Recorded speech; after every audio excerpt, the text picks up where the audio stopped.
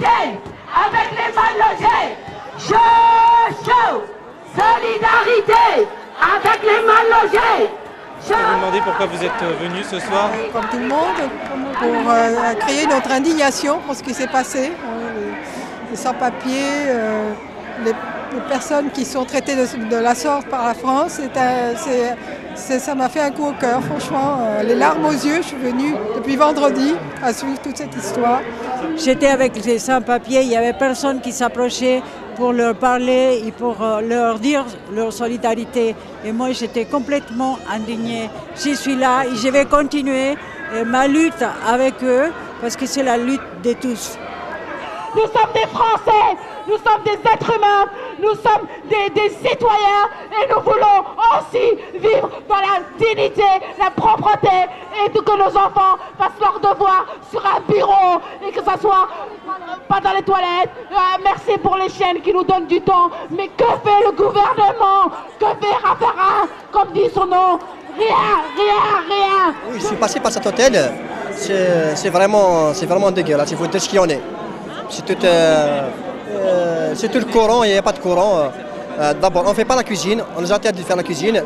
Et même si on peut faire la cuisine en cachette, on ne peut pas. Parce que dès qu'on met la plaque chauffante, dès qu'on met même une petite résistance comme ça saute. Qui est-ce qui loge les gens là-dedans?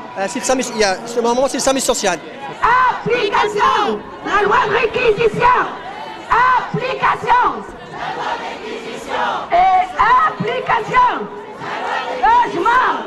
Je ne sais pas si c'est parce qu'après la Deuxième Guerre mondiale, la France a besoin des immigrés pour construire leur pays.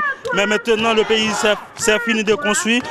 Je ne sais pas si c'est pourquoi la France a une telle attitude envers les immigrés, envers nous.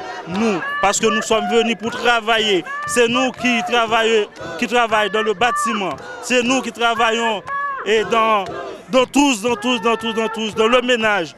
En fait, nous demandons au gouvernement de prendre en considération le cas des immigrés, le cas des sans-papiers, les cas, surtout avec le sinistre qui s'est passé. Il y a des enfants qui sont morts. Ça nous choque beaucoup.